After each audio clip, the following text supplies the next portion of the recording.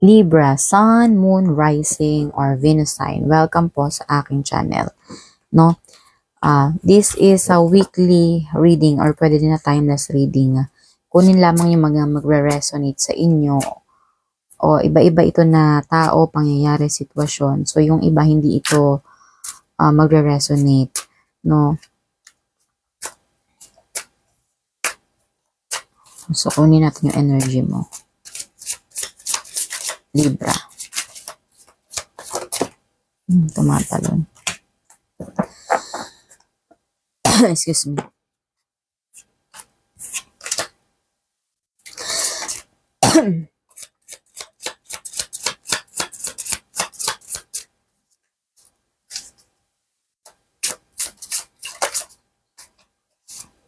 So, para kang nako-confuse ngayon, Libra. Para kang nako-frustrate. Ganun na. Parang meron kang sinisisi. No, nag-overthink ka. Ganun.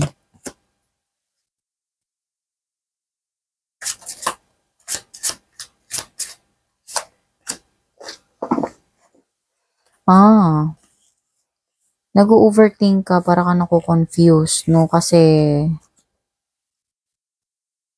something sa the lover. No, sa yung partner, ganun. Ino-considered mo, no? Na parang kung maaayos pa ba yung iyong relasyon sa iyong partner, no? Jowa o asawa, yan. No? Kasi gusto mong, nako-confuse ka kasi gusto mong magkaayos kayo, no, ng partner mo, pero parang may kinokonsidera ka, no, na parang nakafocus ka doon sa mga paninisi. Parang sinisisi mo siya kung bakit parang ka ngayon, frustrated ka ngayon o hinuhusgahan mo yung sitwasyon ninyo dahil gawa niya, ganun, no? So parang gusto mo ma-save yung marriage ba ninyo or yung relationship ninyo, no?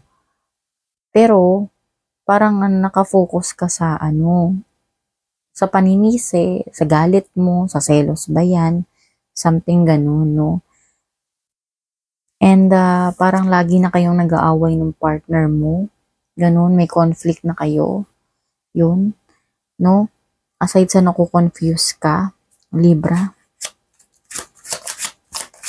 kasi nag-aaway na kayo lagi ng partner mo.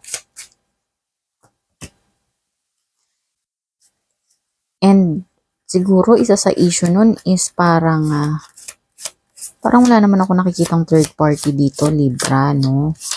Pero parang issue dito, ikaw or yung person mo is parang ang daming priority sa buhay. To the point na parang hindi ka priority. Ganun.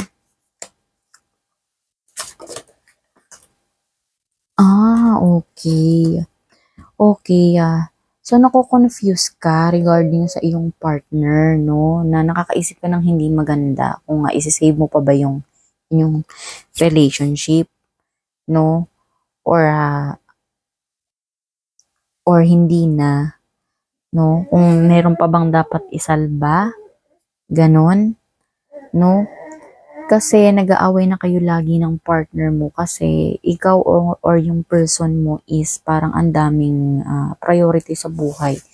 Baka parang inuuna yung barkada, inuuna yung luho, no? Inuuna yung gala, inuuna yung bisyo, no? Basta something nalileft behind ka, no? Parang nafe-feel mo hindi kanya priority. And dahil doon, parang magli-lead yun sa parang may sisimulan ka, no? Meron kang nagmumuni-muni ka na ngayon, parang nakakaisip ng mga reflection, no? Na parang meron kang gustong umpisahan. O baka, dahil itong umpisahan mo, baka yun nga, new lover, new opportunity, pero pentacles to, something baka something na parang, parang kasi gusto mo na mag-move on. So, parang lilibangin mo na lang yung sarili mo, ganun sa trabaho. Kaya parang gusto mong may simulan ka, Ganon, Libra. With the Queen of Cups, no? Maging kalmado ka lang daw. And magkaroon ka rin ng compassion, no? Yung tipong balansehin mo din yung iyong emosyon. Basta maging kalmado ka lang muna, no? I-heal mo muna yung sarili mo. Yun ang sinasabi ng baraha. I-heal mo daw yung sarili mo. Ganon. Baba tayo ng cards.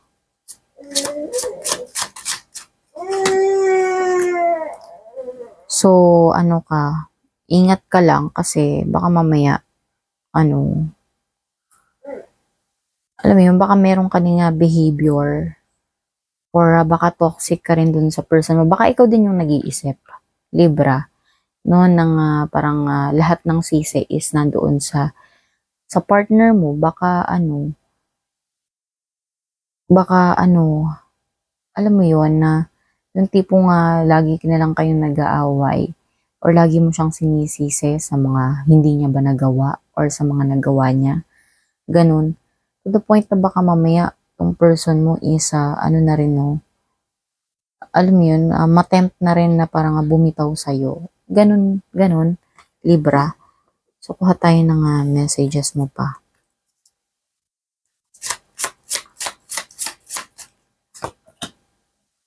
Kung nahihirapan ka na, Libra, nabibigatan ka na, parang ang dami-dami mong kinoconsidered. Siguro kinoconsidered mo na kaya ayaw mo siyang pakawalan or mas i-save pa yung relationship mo kasi baka may anak kayo o ganyan, yung sasabihin ng ibang tao pag naghiwalay kayo kasi matagal na kayo, o yung reputasyon mo, ganyan, or yung responsibilidad, or kumbaga kakayanin mo ba pag nawala siya. Pero ang totoo, nahihirapan ka na, Libra.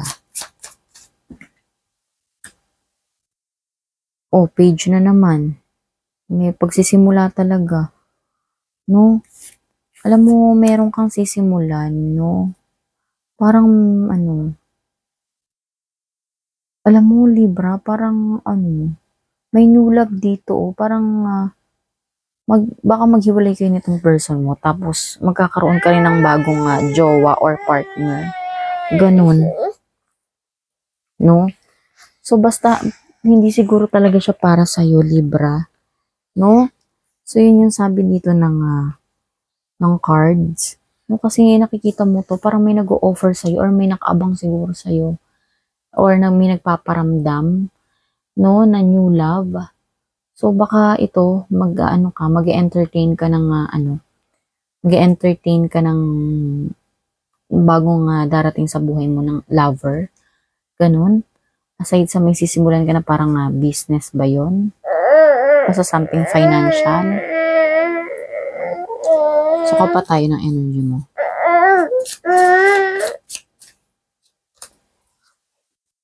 Ayun, naghahanap ka ng balanse sa buhay mo. Yung tipong parang ikaw ang priority, no?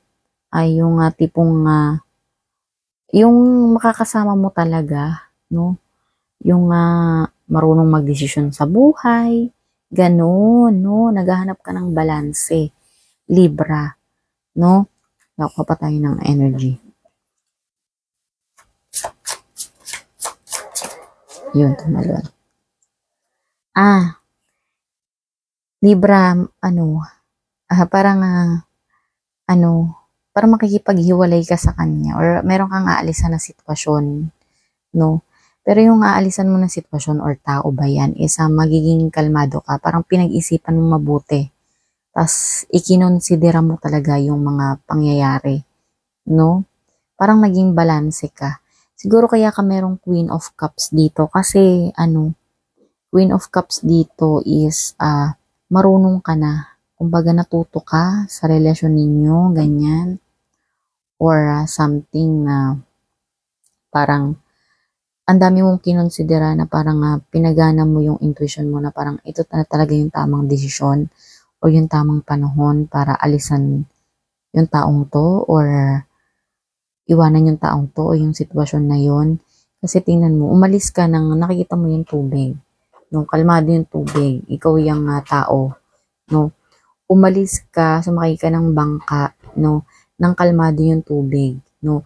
Tapos ang daming swords, no? Na parang pinag-isipan mo mabuti. Ito kasi nga swords is intellectual yan, yung mga pag-iisip mo. So, ang daming sumagi sa isip mo. Pero pinakalma mo yung sarili mo. Ang dami mong kinonsidered. No, kasi gusto mo lang naman ng balancing buhay. No? And siguro dahil nga parang may nag-o-offer sa'yo ng love, ganun, may mag-o-offer sa'yo ng love, ganun. Pero ang gusto mo lang is balancing buhay kasi, Libra. So, kukuha pa tayo ngayon ng message mo.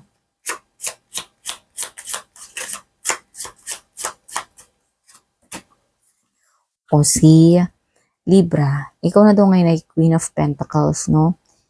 Hindi naman dito sinasabi ng baraha kung sasagutin mo yung parang nagpaparamdam sa'yo. Ang sabi lang parang may nag-offer sa'yo ng new love, no? Pero alam mo, sabi dito ng Queen of Pentacles, kung saan ka man pupunta, magiging maginhawa yung financial mo. Siguro, makakaipon ka, magkakaroon ka na ng control sa sarili mo, mabibili mo na yung gusto mo. Ganun. Makakasuporta ka pa sa loved ones mo, sa paghihiwalay ninyo. Yun yung sinasabi ng cards, no? So, kuha naman tayo ngayon ng mindful message. No, ito yung may gabay. Ito yung may mga paalalang message for you, Libra, this week.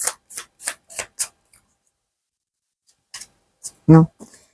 Creator of happiness. Oh, di ba? Maging masaya ka daw kasi ikaw daw yung nagke-create, ikaw daw yung gumagawa ng happiness sa buhay mo, no? I reclaim my power to create my own joy and happiness, no? Ibalik mo daw yung iyong power, no? Na para daw nananawagan ka, no? Sa universe, no? Parang mantra to, no? Nananawagan ka na ibalik yung iyong kasiyahan, no? Yung iyong power, no? Na magke-create ng happiness, ng joy, no? Kasi nga may sisimulan ka tsaka meron kang aalisan, no? May lalayuan ka. It is not dependent on any outside source or individual. Therefore, it cannot be taken away, no? Hindi daw yun yung kasiyahan mo, hindi daw yun dumedepende sa labas na sa individual or sa ibang tao, ganun. Hindi daw yung kasiyahan mo, hindi lang daw yan nakadepende sa ibang tao, no? So therefore, hindi daw yan basta-basta mawawala sa'yo yung kasiyahan, no? Kahit na may umalis na tao, pangyayari, sitwasyon, no? Yung kasiyahan mo is nasa sa'yo lang yan, no? Kaya nga ikaw daw ang creator ng happiness mo. Ikaw ang gumagawa ng kasiyahan mo, no? It can always be found within me. So yung joy na yon and yung happiness na yon ay makikita mo lang din sa yung sarili, no? Yon yung paalalang mensahe sa iyo ng universe. So kuha naman tayo ng may protection and guidance this week from the archangels. From Archangel Astara, no? Sabi ni Archangel Astara, you deserve the best, no? Deserve mo daw lahat ng magagandang pangyayari, no? Reach for the stars with your dreams and desires, no? No? Hingiin mo daw yun sa kalangitan, no? Yun lahat ng pinapangarap mo at yung dinedesire mo sa buhay. And don't compromise. Huwag mo daw sabotahin yung sarili mo. Yung tipong baka hindi na ako makapag-asawa or baka hindi na ako makakita ng true love, no? Basta sige lang, basta mayaman lang ako.